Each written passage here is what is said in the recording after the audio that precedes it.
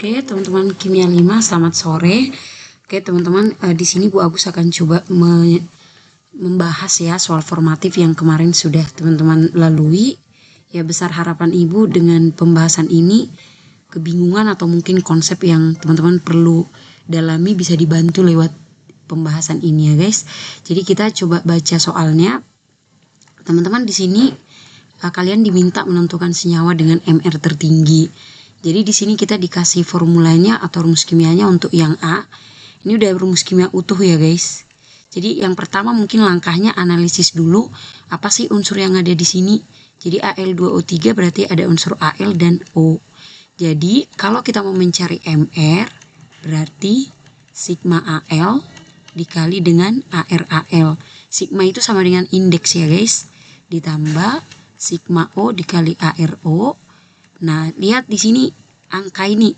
Jadi angka kecil yang nempel di sini itu adalah sigma dari Al atau indeks dari Al. Berarti 2 dikali dengan ArAl ditambah ini juga O, 3 dikali dengan ArO. Lalu kita substitusi dengan nilai yang ada di sini. Berarti 2 kali 2 7 ditambah 3 kali 16. Maka teman-teman nanti kalau masukin ke kalkulator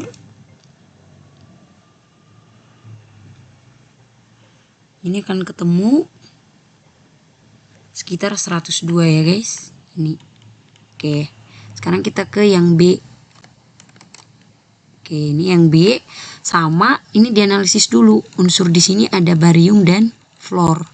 Jadi kalau kita misalnya mau cari MR berarti sigma Ba atau indeks dari Ba kali ArBa ditambah sigma F dikali ArF.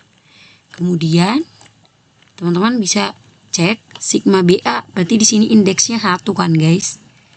Kali 137 dari data yang ada ditambah dengan sigma F-nya ada 2 dikali 19. Jadi ini kalau misalnya kita masukkan itu 137 ditambah 38 ketemunya 175. Nah, kembali ke data yang diminta MR tertinggi. Kan kalau kita cek di sini ini 175 nih. 102 guys. Berarti yang tertinggi itu adalah si BAF2.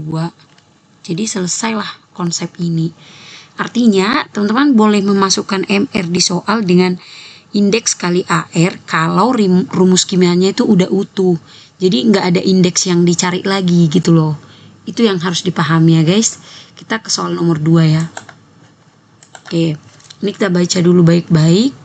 Seperti yang Ibu udah tekankan, coba pahami betul-betul apa sih informasi yang ada di data. Seperti itu ya. Jadi kalau kita baca, ini ada senyawa oksida belerang. Maksudnya oksida belerang itu belerang yang mengikat oksigen gitu guys. Jadi di sini rumus kimianya LO3. Senyawa ini memiliki volume. Jadi volumenya senyawa LO3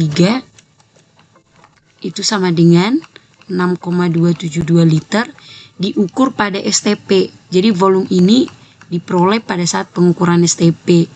Nah, kemudian diketahui massa, gram atau massa. Mungkin kita di kelas pakainya massa ya, tapi kalau teman-teman nanti mau pakai gram juga boleh. Ini 22,4 gram. Itu massanya senyawa. Nah, pertanyaannya massa atom relatif dari L. Berarti massa atom relatif itu AR kan? AR dari unsur L.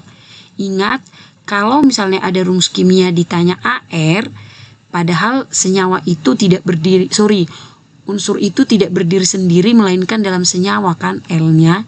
Artinya teman-teman untuk ketemu ARL ini harus cari dulu yang namanya MR. Jadi ini sama aja teman-teman harus cari MR terlebih dahulu. Nah, dahulu maksudnya lebih duluan gitulah ya. Jadi kan mol itu sama dengan massa per MR kan guys. Ya berarti kita cari MR dari sini. Nah dari dua data ini teman-teman bisa lihat kan. Oke, ada dua data yang teman-teman bisa dapat di sini. Nah dari dua data ini mana sih yang kira-kira bisa dikonversi ke mol? Ini ada STP nih. Berarti ini bisa nih digunakan untuk mencari mol. Karena kan kalau di STP V per volume dibagi 22,4. Ini kenapa nggak bisa langsung diubah ke mR. Ya karena ARL-nya belum diketahui. Jadi kita masukin massa 22,4 per mR. Jadi fungsinya ini untuk cari mol. Nah berarti 6,272 dibagi 22,4 itu akan ketemu 22,4 per mR. Nah kalau kita bagi, ini akan ketemu sekitar 0,28 sama dengan 22,4 per mR.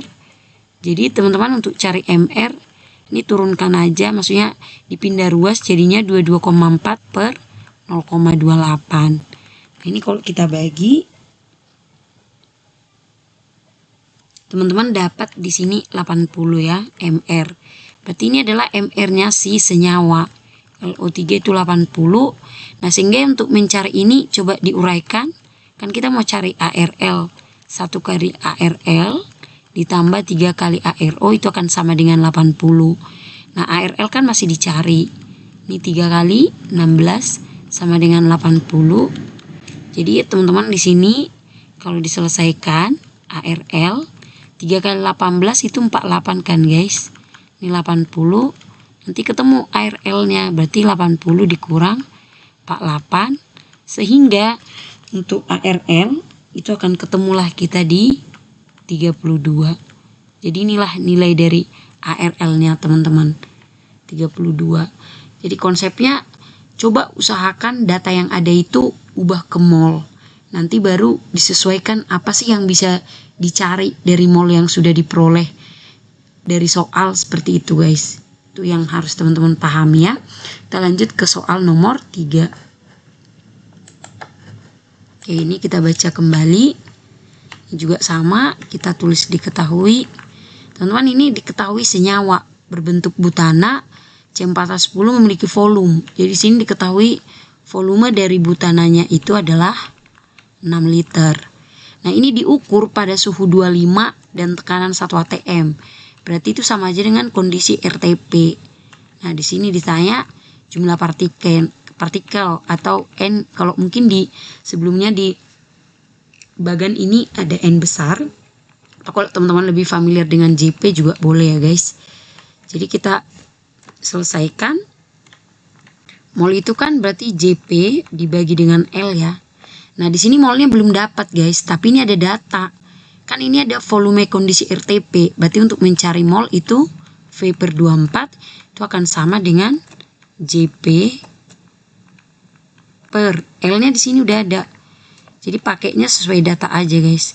Kalau memang nanti dikasihnya 6 kali 10 pangkat 23 atau 6,02 sesuaikan sama data.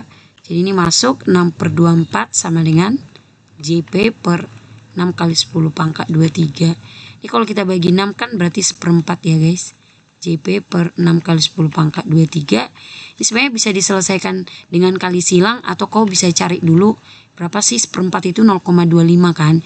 Jadi bisa juga ini 0,25 sama dengan JP per 6 kali 10 pangkat 23. Berarti nanti untuk JP-nya tinggal dikali silang 0,25 dikali dengan 6 kali 10 pangkat 23.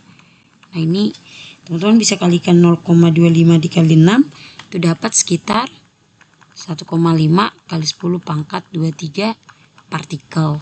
Nah inilah nilai dari jumlah partikelnya guys. Nah kadang-kadang di soal partikel itu juga disebut sebagai molekul. Jadi nanti jangan salah ya, sama aja ini maknanya gitu guys. Oke, kita lanjut ke soal nomor 4 ya. Oke, ini juga kita baca kembali lagi. Ada suatu tabung. Jadi kita punya tabung nih. Tabung ini berisi gas propana dengan massa. Jadi ini massanya gas propana di dalam tabung itu diketahui 44 gram. Kemudian gas ini diukur pada suhu tekanan 3 atm dan suhu 127 derajat Celcius. Dengan R di sini kita pakai 0,082. Nah, yang ditanya di soal itu berapa sih volume dari gas propananya? Nah, jadi teman-teman ingat kembali, kalau sudah nanya volume berarti kita fokus ke suhu dan tekanan. Jadi di sini suhunya 127, tekanannya 3 atm, berarti di luar STP dan RTP dan juga di luar pengukuran 2 gas. Berarti ini kita akan pakai kondisi suhu dan tekanan tertentu. Jadinya teman-teman bisa pakai persamaan. VV sama dengan N kali R kali T. Nah, di sini P-nya udah diketahui 3, volumenya dicari ya guys. Oke, mol. Jadi kan ini kita buat mol, R-nya itu adalah oke, ini molnya lihat di data. Kalau ini kita masukkan R-nya 0,082, T-nya berarti kan ubah ke Kelvin 127 tambah 273. Berarti ini harus dapat molnya. Di sini ada massa guys. Lalu di data juga ada ini ya, ARC, ARH. Rumus kimia gasnya juga sudah komplit. Berarti untuk mencari mol kita bisa pakai massa per mR. Karena ini senyawa tadi ya guys, C3H8. Berarti 3 kali volume, massanya 44, mR-nya kita hitung 3 kali ARC tambah 4 kali ARH. Ini kita kali dengan 0,082, kita jumlah 127 ditambah 273, kita ini ketemunya 400 guys. Jadi berarti 3 kali volume itu akan sama dengan 44 per 3 kali 12 dari ARC tambah 4 kali 1 dari ARH. Ini kalau kita kali dengan 0,082 ketemunya 32,8. Jadi ini kalau kita selesaikan, mungkin saya tarik ke sini ya guys. 3 kali V itu sama dengan 44. Ini kan guys 3 kali 2 16 tambah sorry, ini 8 ya guys. Maaf. Ini 8. Oke, maaf ya guys. Ini Bu Agus keliru. Ya udahlah, nanti kita lengkapi lagi tulisannya. Jadi ini harusnya tadi 8 kali ARH berarti 8 kali 1 ya. Jadi 36 tambah 8 itu 44 juga. Kali 32. Ini kan kalau dibagi 44 sama dengan 1 ya guys. Oke, ini kita coba warna yang lain. Jadi untuk volumenya berarti 32,8 dibagi 3. Oke, kita ketemunya sekitar 10,933. Jadi volume dari gas itu adalah 10,9 liter. Inilah dia guys. Jadi konsepnya tadi coba selalu ubah data itu ke mol dulu. Mana data yang bisa diubah ke mol, ubah dulu, nanti baru sesuaikan dengan variabel apa yang dicari. Gitu ya guys. Kita ke soal nomor 5.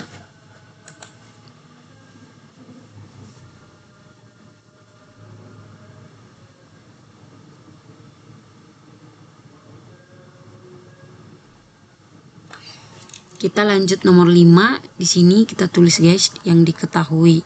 Kita baca ya. Jadi ada tabung. Tabung ini katanya berisi 2 gas. Kalau kita baca ada gas metana dan juga gas etana. Oke. Ini tabung berisi volume 20 liter. Berarti ini volume dari 2 gas ini ya guys. Karena kan tabungnya hanya diisi 2 gas, berarti 20 liter itu total volume dari 2 gas ini. Nah, pengukuran volume ini terjadi pada suhu 27 derajat dengan tekanan total. Berarti tekanan total 2 gas ini itu adalah 4,92 atm. Lalu kita dibantu dengan AR masing-masing C dan H. Oke, kita pakai R-nya 0,082. Ini ada informasi yang lain, perbandingan mol. Jadi molnya si CH4 dengan molnya si gas etana itu adalah 3:2. Lalu kita diminta berapa sih massa masing-masing. Kita nyari massa CH4 dan massa C2H6. Itu kira-kira berapa di dalam tabungnya. Nah, inilah konsep soalnya guys. Maka apa sih yang sebenarnya bisa kita lakukan di sini?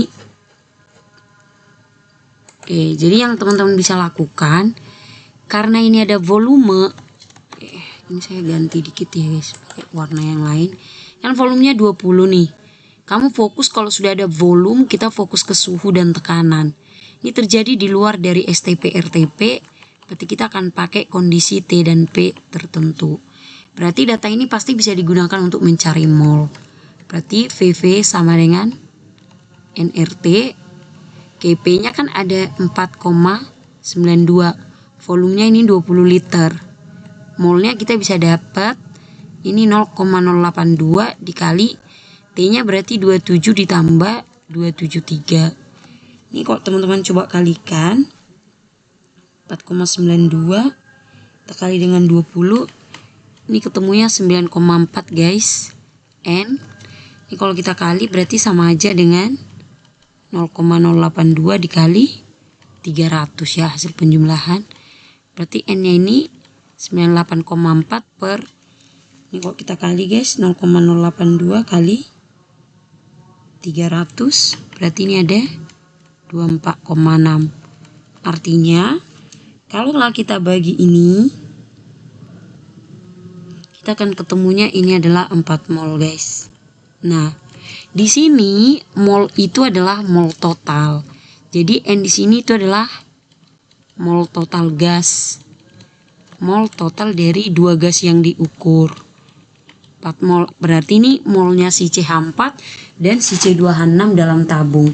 Kenapa bisa dianggap mol total? Karena kan ini tadi pengukuran volume 20 liter itu untuk 2 gas, pengukuran suhu untuk 2 gas, tekanan totalnya untuk 2 gas. Jadi ini adalah 4 mol. Sehingga ini kalau kita buat step 1, teman-teman untuk mencari step 2, kita di sini dikasih data. Berarti kita harus cari detail masing-masing mol gas di dalam tabung itu kalau dengan perbandingan ini itu berapa. Kan mol total masing-masing perbandingannya 3:2. Jadi untuk mencari satu-satu, teman-teman coba hitung perbandingan totalnya. Jadi perbandingan total gas itu berapa sih? Total gas kan berarti ini dong, 3 ditambah 2 berarti 5. Perbandingannya itu 5. Jadi kalau kita mau cari mol detailnya CH4, berarti perbandingan CH4 itu 3 kan guys. Perbanding totalnya 5 dikali dengan mol total ini 4. Ini akan ketemu sekitar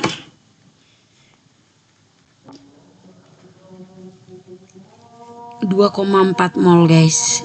Nah kalau ini udah ketemu, teman-teman bisa cari dong massa CH4.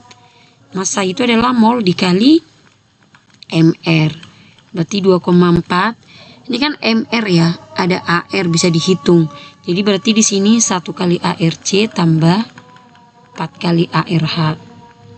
Ya, berarti ini 2,4 dikali 1 kali 12 tambah 4 kali 1.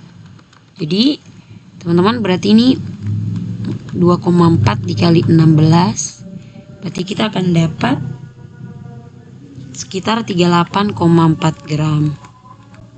Oke. Kemudian kalau kita mencari massanya sih gas yang kedua, kita cari molnya dulu ya guys. Molnya si C2H6 berarti sama, perbandingannya kan 2. Perbandingan total 5 dikali mol total 4. Berarti ini akan ketemu 1,6 mol.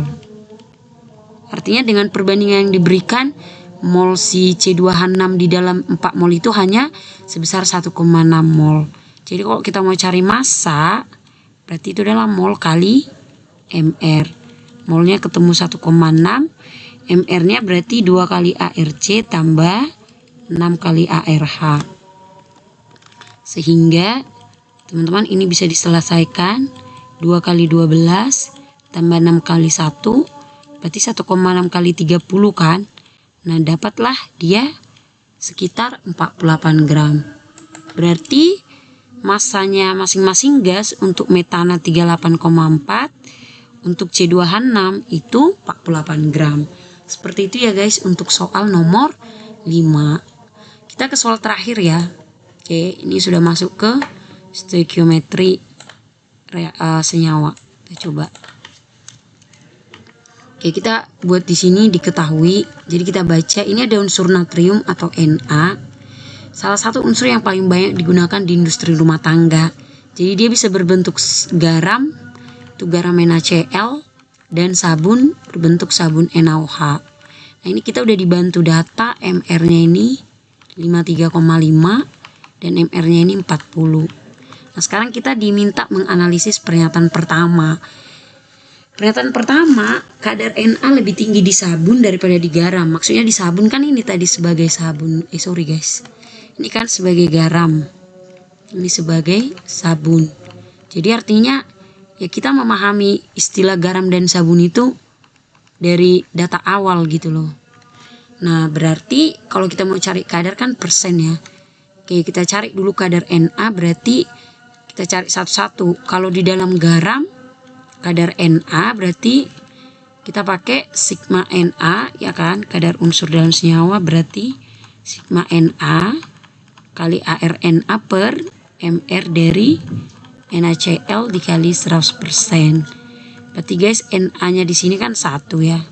ArNa di data ada 23 ini. MR NaCl itu ada 53,5. Kita kali 100%. Nah, ini kita akan ketemu persen Na-nya sebanyak 42,99%. Atau ini kita bisa buat 43% ya. Oke, sekarang kita cari yang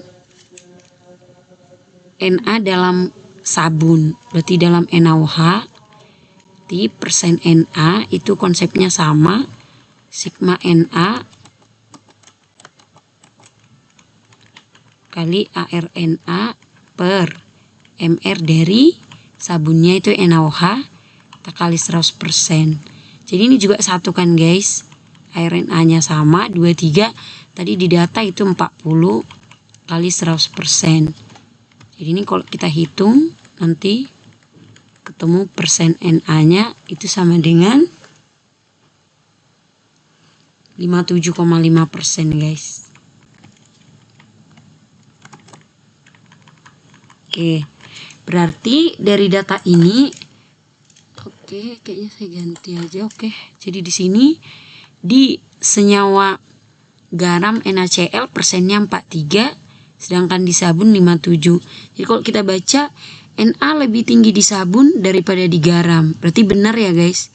Ini pernyataan ini benar nih.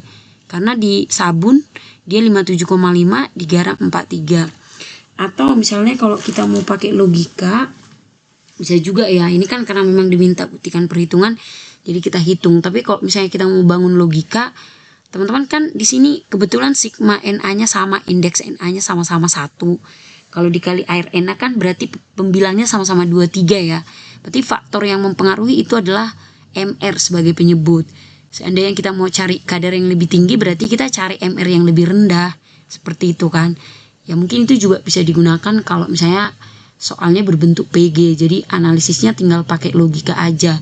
Cuman karena ini perhitungan baru kita hitung gitu. Oke, kita cek yang B ya. Kadar O dalam sabun. Oke, ingat sabun di situ tadi adalah NaOH. Kalau kita mau cari kadar O berarti persen O, konsepnya sama, sigma O kali ArO per MR dari sabun NaOH kita kali 100%. Jadi O nya di sini 1 kan guys, 1 kali 16 per 40 dikali 100%. Berarti ini kan jadi 1600 per 40%. 160 berarti ini 40% kan guys, persen O nya. Oke, ternyata dari hasil perhitungan kita menggunakan konsep kadar unsur dalam senyawa, benar nih, kadar O nya di dalam sabun tadi NaOH ini itu 40%. Jadi pernyataan ini juga benar. Kira-kira seperti itulah teman-teman untuk pembahasan formatif ini. Jadi ibu cuman bahas kode A. Ya ibu harap teman-teman nanti bisa pelajari ulang di kode B. Dan ya emang kita harus ulang-ulang lagi ya. Jadi ibu punya harapan besar teman-teman bisa belajar lebih serius. Sehingga nanti juga sumatifnya bisa diselesaikan dengan maksimal. Oke guys, sekian ya. Thank you.